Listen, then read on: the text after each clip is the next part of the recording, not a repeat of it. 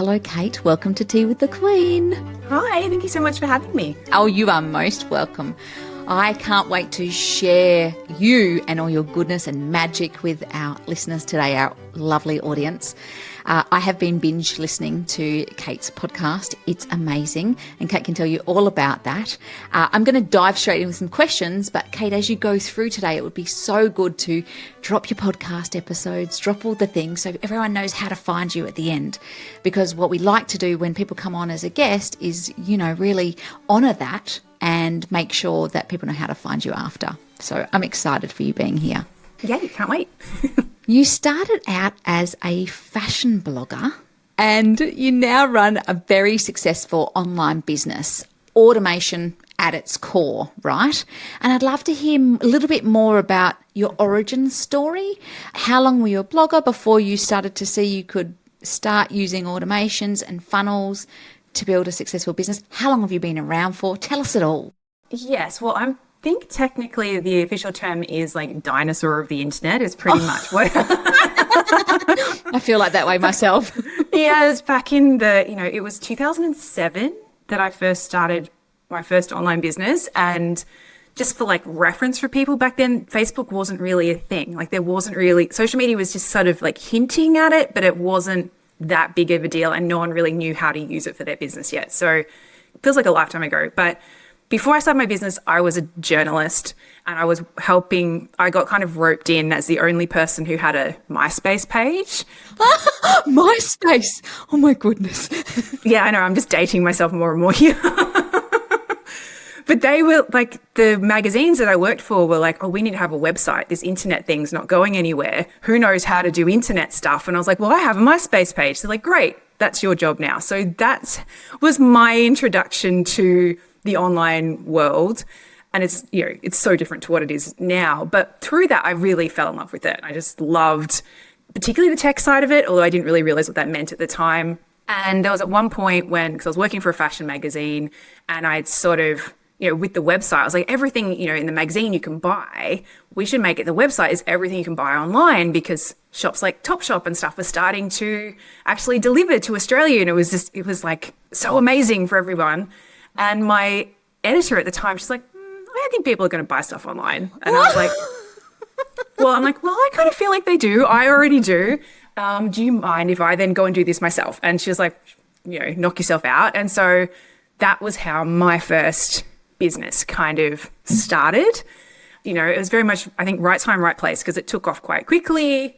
But yeah, fast track 7 years, because obviously we don't have all day to just go into the origin story. But I did kind of get to a point, I was working for myself, I had a team, we were, had a lot of traffic, all of this stuff.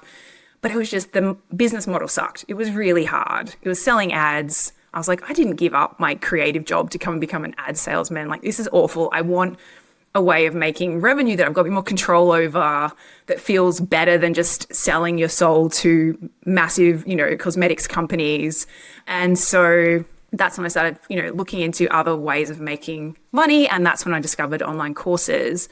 And from that, it was just like a hop, skip and a jump into like, okay, well now funnels, like how do we actually sell these things? And then that was kind of like a love story. And that I was like, I like this so much more than the other side of things. So a whole lot of like deep soul searching and, getting things wrong in the process. And then eventually this is how we landed 20 odd almost years later. We are here. Beautiful. And for those people listening, Kate runs a business called Hello Funnels, and she also has a beautiful podcast, which I have been binge listening to. She's very practical and down to earth, which I really love. It's like soul sister stuff. She has a podcast called Doing It Online. And so you can head over to that and you can get so many tips from Kate. Kate, the tips you give in your podcast, I have to say, are incredible. Like they're bite-sized little bits and pieces where people can go, oh, okay, I can do that. I was listening to the other day and we're having a play with our tech stack at the moment. What does it look like? Is it serving us? Is it serving our audience, et cetera, et cetera? And then I listened to one of your podcast episodes and I'm like, oh yeah, that's good. So I went away and I'm like, did my little 3 action steps. I'm like, oh, she's got it going on. Well done. Oh, thank you so much. Well, I think I'm a teacher at heart. Like I know some people are coaches, some people we'll have our different like ways of being able to bring our value to the world. And I like to teach. I'm like, I want to show you how to go from A to B. That's kind of my jam. So Well, if that's your jam, you're doing very well. Well done. I love it. Do you know what I love? I love it when we're doing a podcast and we get feedback, because I don't know about you. You run your own podcast. I run my own podcast. But it's not until someone goes, oh, yeah, I've binged a podcast, or I listened to your podcast for 2 years and now I'm reaching out, that you think, holy crap, this thing's actually working. And I was at a lunch last week and someone said to me, I've been binging your podcast, and every time I put the episode on, it's like, is she on my shoulder? And I'm like, yes, that's how it should feel. We've nailed it. Whoop, whoop. Yes, absolutely. And just a reminder to everyone listening to let Emma know how much you are enjoying her podcast. Yes, please. We need it. Yeah, we do need it. We put ourselves out there. It's, hard to come up with content. You've got to invite beautiful guests in. You've got to share the love. And there was an episode that I listened to recently as I was prepping for this podcast interview on how I made $5,000 a week from my dead Instagram account, which I loved. Of course, it hooked me immediately. So if you're listening to this and you want to go and follow Kate's podcast, do that. And I'm so curious about the story behind the experiment and any then key lessons for other entrepreneurs trying to use social media to grow their business. And I'll give you some context. I recently ran a networking event for women online, 90 minutes in their pajamas, 80 women online. And we talked a lot about list building and people not necessarily understanding how to build a list, what they actually need to do in different bits and pieces. And some people have very successful businesses, Kate, without a list. I mean, I wish I was one of them. I wish I didn't have to worry about it, but I do. So I would love you to share the lessons behind that experiment with our listeners. Yeah, no, I'd love to. So for me, I think, and probably a lot of people listening feel the same way, like social media feels like this chore that you just have to do. And it takes up time, it takes up energy. And then you're like, but I'm not even getting likes anymore. Like, what is the point of this, And like pretty much every year, I feel like I was starting the year like going, right, we're going to crack Instagram this year, like we're going to go all in. And we do that for a month or so. And we're like, it's just like we're screaming into a void. Like, what's the point?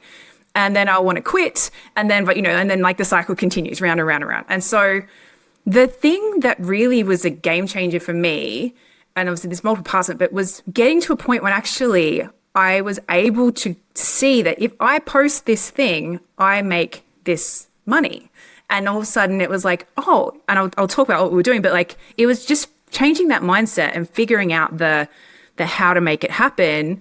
But now I'm like, oh, well, if I have to do my socials, it's quite important because it helps to add, X amount of money to our business every month. But before, because one, I wasn't able to kind of directly tie it, and two, I was doing it pretty wrong, it didn't have that ROI. So I was like, again, energy in, reward not coming back. So the thing that was the big game changer for me was really changing what I was trying to get out of it in the first place, and where I saw that group of people as far as like the bigger customer journey. So for me, we've been trying for years and years and years to go viral, to create content that got the algorithm loved, and it showed us to all of these strangers. And in the meantime, we're ignoring the fact that we had a bunch of people sitting there who already followed us. They were the only ones the algorithm was showing it to.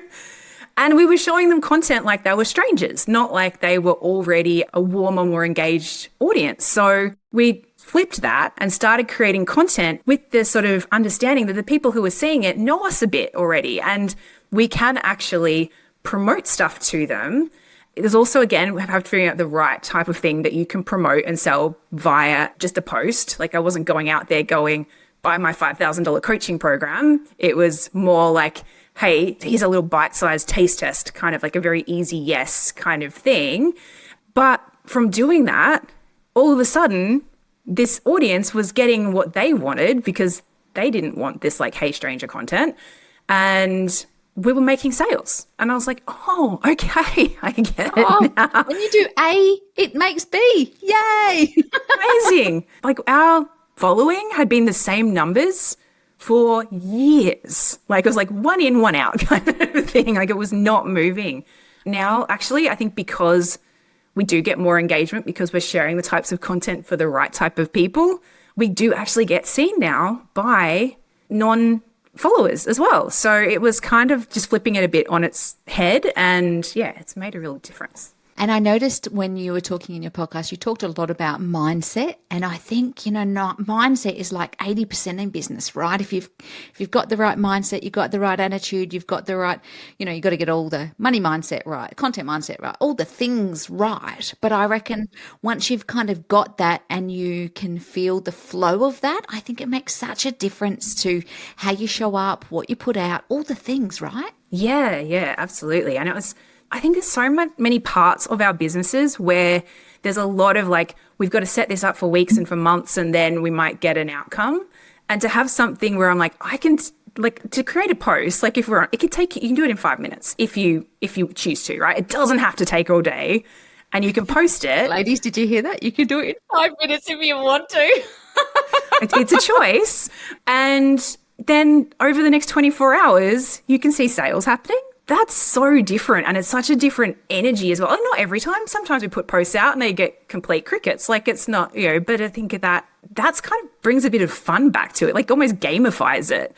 And I like that sort of a bit more instant gratification as well. Like, there's the bigger projects, we've got to do those. They're a long slog with the bigger payoff down the end, but it can be nice to get those quick wins too, I think. It's so nice, isn't it? Because it pushes the momentum forward. And I think people kind of wait for motivation to hit, but actually motivation comes once you've done the thing. Like you've got to actually take action before momentum hits and before motivation even kicks in. Like you just got to do the thing.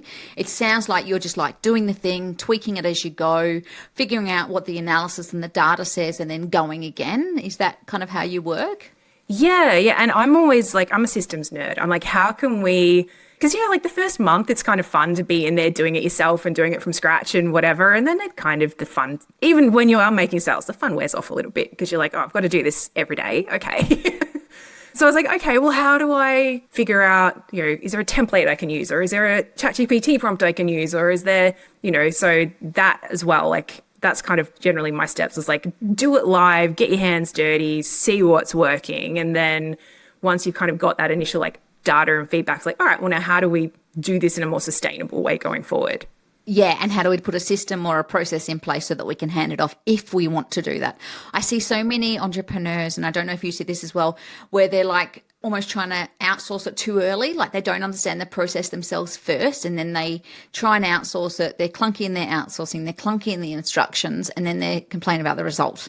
And I think to myself, just do it yourself. Make sure you know that that's the process that you want and that's what works, and then systematize it and put it into processes. Yeah. Oh, yeah, absolutely. Because it's so hard to know. It's so hard to tell someone what you want if you don't actually know what success looks like, or even give feedback. Or, I see this a lot with like Facebook ads agencies and things as well. People are like, I don't want to do ads. I'm just going to pay someone else to do it. And then you don't know that if they're doing a good job or not. Like, yeah, how do you measure it? How do you know? How do you track it if you don't know? Yeah, I totally agree with you. Oh my goodness, so good. In a recent episode of your own podcast, again, doing it online, it was so lovely, refreshing to hear you talk honestly about a recent live launch that you did that completely flopped. If you're watching us on YouTube, I'm using air quotes at the moment, but it made it clear from listening to you speak that automated evergreen funnels can be a much safer bet to creating consistent income. What's your response to entrepreneurs who believe in live launching is the only way to create buzz and urgency around their offers? I really think that it's a bit of a like, what is going to actually work for you? Because you have to know yourself. You also have to know what makes sense for your business, for you as a human, for how you're wanting to show up, and for the offers that you have as well. So like if you had a program and it was only opening a cohort once a year, you can't put that on Evergreen. You'd be saying, okay, yeah, people buy this and you can join in 11 months time. Like it's not going to, that's not going to work. However, if you have a program and it's evergreenable, that's not a word, but it is now. I was going to say, is that a word, evergreenable?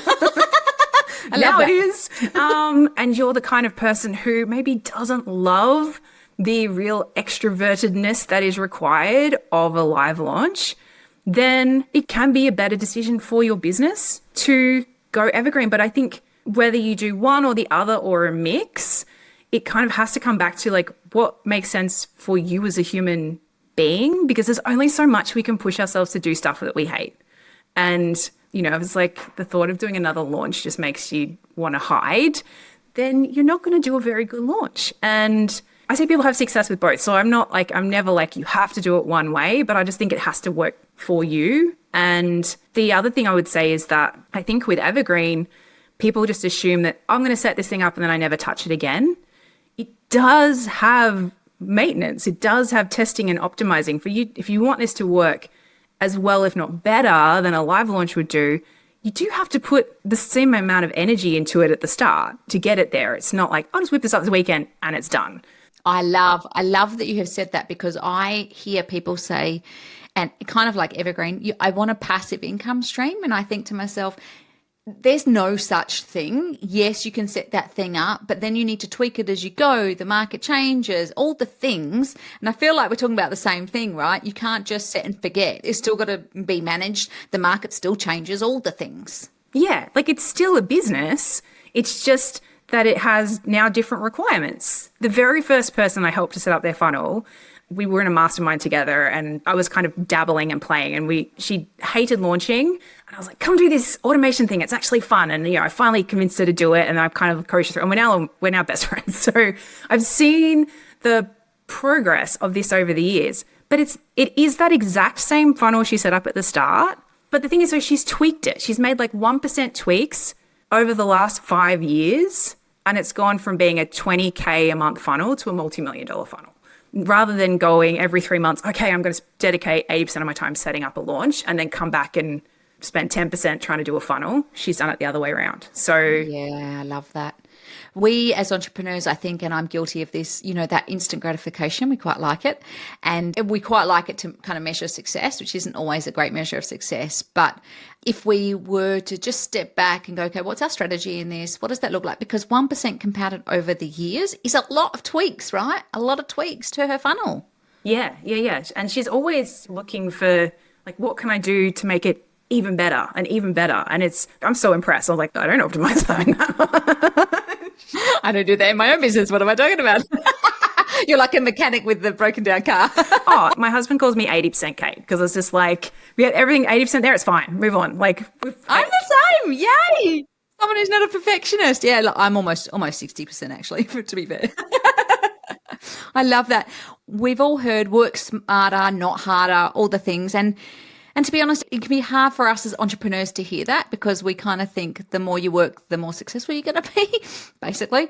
We are currently in the trenches of businesses that consume us.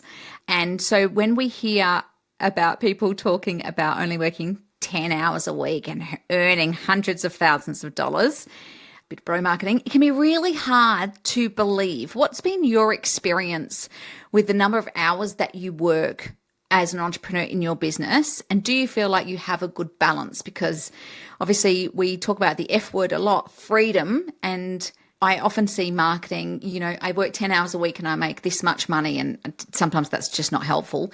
But I'm curious about your own personal experience.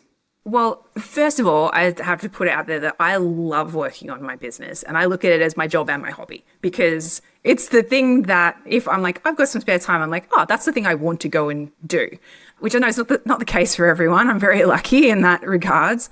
Well, that's how I feel as well. So I'm like, it's not work. Anyway, yes. Yes. And I think I heard it, actually, Gary Vaynerchuk, I always say his name wrong, but he got up there and he said, like, some people have hobbies and some people have businesses, and it's okay. And stop making people who've got businesses feel bad for not also having hobbies. And I'm like, thank you, Gary. Permission slip. Thank you. But to answer your question, I think for me, like, I find that I kind of go in seasons, and I think that where I really went all in on trying to automate as much as possible was when I was having a baby. I was like, right, first baby, I was like, I don't know what this is actually going to look out the other side. I don't know when I'm going to be available to do things or how I'm going to feel, or, so I'm like, I want something that requires as little as me as possible to maintain. And I think it is very possible to set something up. And because I did that, like, I had my son during Melbourne lockdowns. We didn't have really any childcare. I was able to maybe get my sister to come in sometimes, and 2 kids homeschooling and all this stuff. So it was on the back burner. You kind of make it work. Yeah. So I think it is really possible to set up the business to be as many hours as you do or don't want it to be. But I think you have to, alongside that, understand what that means. So if you're like, look, my priority is I want to only work, or my capability is I can only work 10 hours a week. So therefore I'm going to follow strategies that allow me to do that. And I'm also going to accept the fact that my outcomes might be within a certain bracket as well. That's fine. It's your business, your rules. You get to make those decisions. And then if that your season of life changes and you're like, oh, actually now I've got more time and you want to spend more time, you can do different things. But I think a lot of those businesses you see saying 10 hours a week, multiple six figures, they are able to do that now because they spent a bunch of time setting something up. And that may not also last forever. Like that may be like, I spent a year working 60 hours a week to set up this system that's let me go on, a 12-month sabbatical. And now I'm come back and while I've been away, the results have gone down and now I've got to pick things up and, So I think there's a lot more to that story when you see those big numbers. But I think ultimately, as business owners, we started our businesses, like you said, for freedom, for whatever reason, to work around our families, to give us more creativity. And we kind of get to design it to be how we want. But again, there's limitations depending on what those decisions are. Yeah, and I love that we do get to design it. The number one question I have when I do my clarity calls with people, so people who have either come from the podcast or a bit stuck and just want to have a chat with me, is we talk about number of hours. So I often have a conversation that goes something like this. Emma, I want to make $200,000. And I'll go, cool, okay. And how many hours do you want to work? They haven't worked that out in their own head.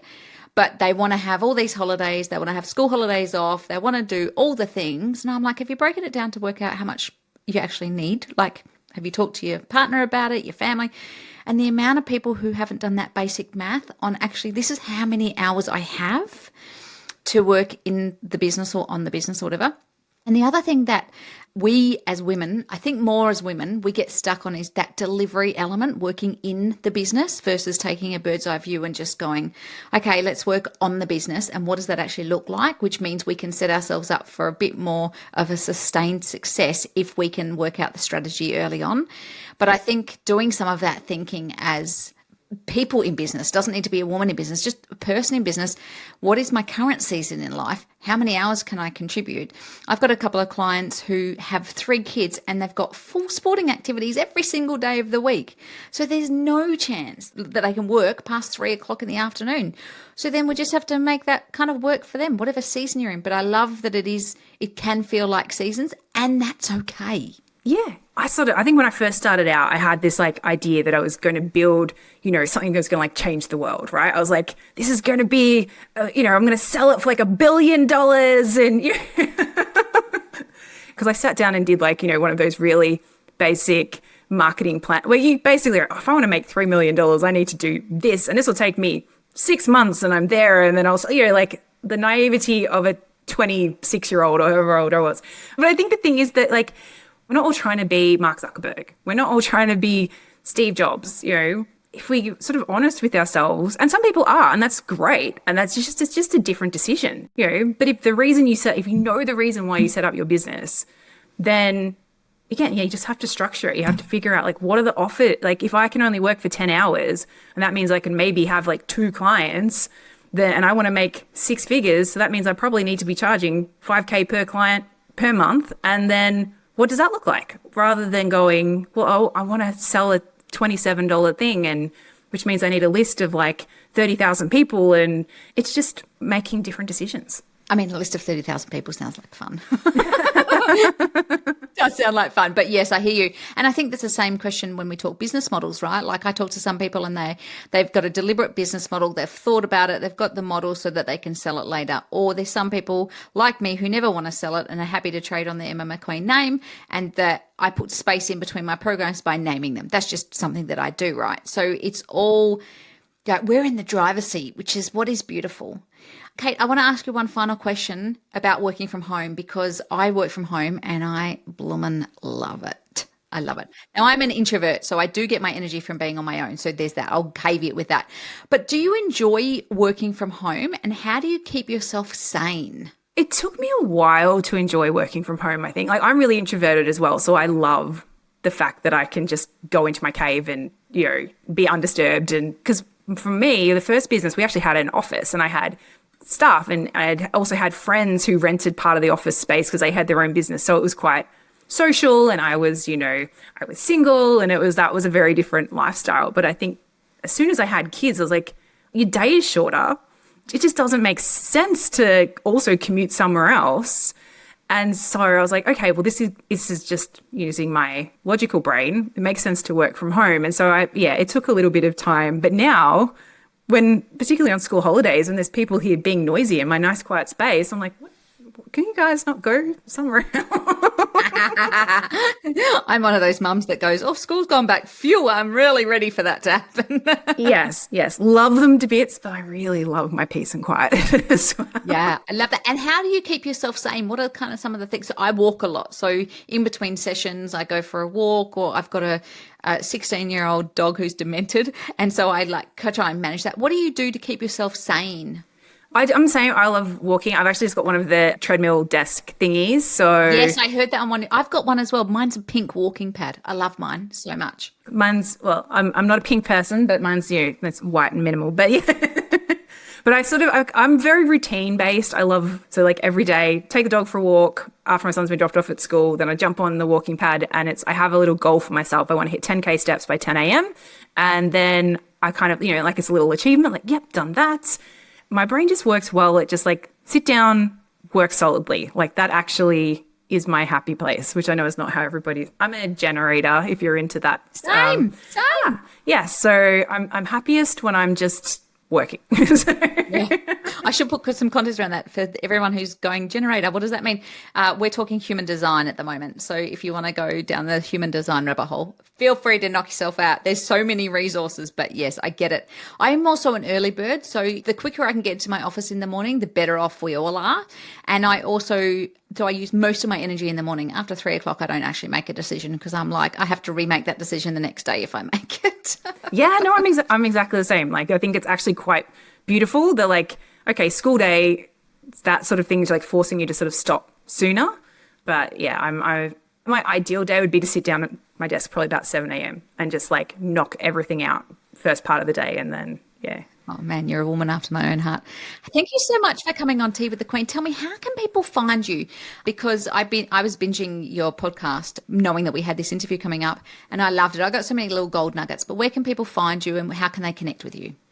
Well, yeah, if you want to hear more about funnels specifically, that's what I pretty much nerd out on fairly exclusively. Doing It Online is a podcast. We're on all the apps. Or if you want to come and see a whole bunch of B-roll reels, you can go over to Instagram, and it's at Hello Funnels. And we've got loads and loads of juicy freebies that we have there as well, that if you want to get a little bit more information and start sort of figuring out how to automate different parts of your business. I may or may not have also stalked your website, and I did see all the freebies. I'm 11-page freebie. This is amazing. Get on it, ladies. Thank you for your generosity, and thanks for coming on and talking about funnels, but also just your time in business and your experiences in business. I think sometimes we have to have conversations that normalize all the experience that we have in business. Otherwise, people don't know. Otherwise, they just think this is amazing. No, this is real life. This is real life. Robovax, demented dogs, all the things. All the things. Thank you, Kate. It's been a pleasure. Oh, thank you so much for having me.